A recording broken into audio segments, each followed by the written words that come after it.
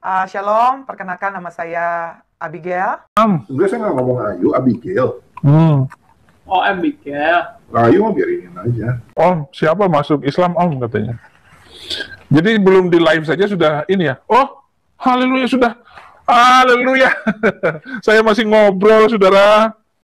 Assalamualaikum warahmatullahi wabarakatuh. Masih kembali di channel terbaru saya. Tentu saja kita sudah mendengarkan bagaimana cuplikan videonya. Di sini Saifuddin Ibrahim Bongak Duda Tua ini punya kenalan namanya Abigail, janda anak satu. Rencananya Saifuddin Ibrahim ini mau menikahi Abigail secara agama Islam. Karena secara agama Kristen, Saifuddin Ibrahim ini tidak diperbolehkan untuk poligami. Jadi Saifuddin Ibrahim ini menyusun rencana pura-pura masuk ke dalam agama Islam, nikah secara agama Islam, kemudian kembali ke agama Kristen. Tapi sayangnya tanpa disadari Saifuddin Ibrahim ternyata dia ini sudah live. Kemudian ada yang berkomentar di channel dia, siapa yang masuk Islam Om? Karena dikabarkan istri dari Saifuddin Ibrahim, si Sarah Ayu ini sudah masuk agama Islam. Ini Saifuddin Ibrahim sendiri yang mengatakannya, si Sarah Ayu sudah masuk Islam. Karena beberapa kali Sarah Ayu mengatakan kalau dia ini mau masuk Islam. Antara Saifuddin Ibrahim dengan Abigail sama-sama tukang ngibul. Jadi kepada teman-teman di sini jangan kemana-mana dulu. Mari kita lihat calon istri dari Saifuddin Ibrahim. Shalom, perkenalkan nama saya Abigail. Ya, saya orang Bukit Tinggi. Kalau dari Padang tuh masih sekitar 2 jam ya. Nah, jadi singkat cerita dulu saya sempat menjabat sebagai dukun ya. Karena saya dulu kalau di iman kami yang lama tuh ada 2 macam jin. Ada jin putih, ada jin hitam. Ada jin baik, ada jin jahat. Dulu saya punya banyak piaraan jin putih atau jin baik. Ya. Tapi dulu saya tidak menganggap diri saya dukun. Kenapa? Saya pikir itu sah-sah aja. Karena dulu di iman kami yang lama, jin putih atau jin baik itu adalah malaikat, saudara. Ya, seperti itu. Di awal videonya saja, calon istri dari Saifuddin Ibrahim ini sudah ngibul. Namanya Abigail, orang Bukit Tinggi. Kalau dari Padang itu katanya sekitar 2 jam.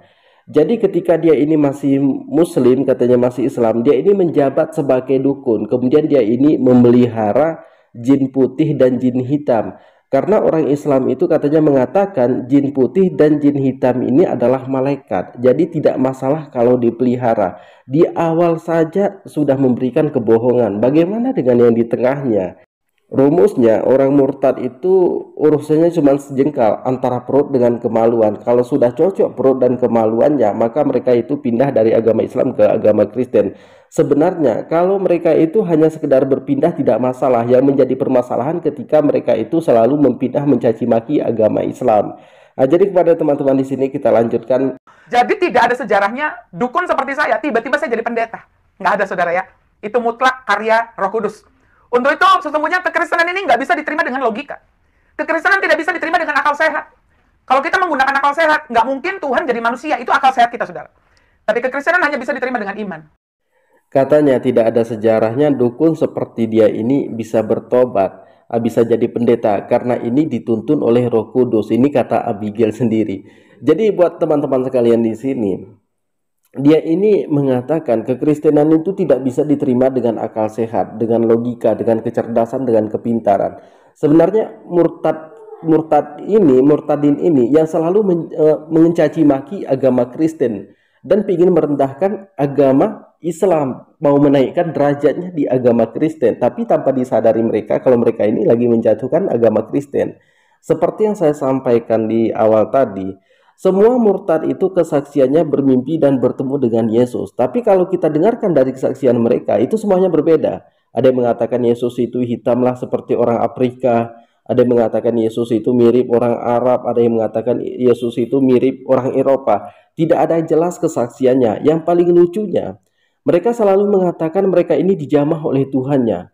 Yesus itu datang ke rumah saya, dia mengatakan kepada saya, pikulah salib ini. Itu kesaksian dari para murtadin ini. Jadi semua kesaksian mereka itu ngibul karena rumusnya antara perut dan kemaluan. Perbuatan kutuk dosa dari Adam dan Hawa itu nggak bisa ditebus dengan perbuatan baik kita. Ya, dengan kita beramal sana sini nggak bisa, saudara. Ya, upah dosa adalah maut, Allah nggak kompromi. Makanya harus ada korban darah seperti itu. Jadi malam itu saya bertobat. Saya percaya itu adalah karya Roh Kudus dan yang saya tahu belakangan bahwa ternyata mama dan abang saya itu diam-diam berdoa untuk bisa memenangkan saya. Sebenarnya yang menjadi permasalahan di sini bukan kita itu benci kepada mereka, tidak. Kita itu hanya menanggapi bagaimana ocehan dari Saifuddin Ibrahim. Karena Saifuddin Ibrahim ini kan selalu mencaci maki agama Islam. Namun kita tanggapi di sini yang menjadi permasalahan ketika mereka mengatakan Yesus itu disalibkan sebagai penebus dosa mereka. Pertanyaan kita pertama, apakah Yesus itu mau disalibkan? Apakah Yesus itu ikhlas ketika disalibkan? Dan 7 kalimat yang diucapkan oleh Yesus ini apa? Apa kalimat yang diucapkannya? Apakah Yesus pernah mengatakan, saya disalibkan untuk menebus dosa manusia? Tidak pernah diucapkan oleh Yesus ketika disalibkan. Tapi para murtadin ini selalu mengatakan Yesus itu sebagai penebus dosa mereka. Dosa siapa yang ditebus oleh Yesus itu? Kepada siapakah Yesus itu menebus dosa manusia? Sampai sekarang pertanyaan yang saya ajukan kepada Saifuddin Ibrahim ketika saya masuk ke live-nya tidak bisa dijawab oleh Saifuddin Ibrahim sampai detik ini.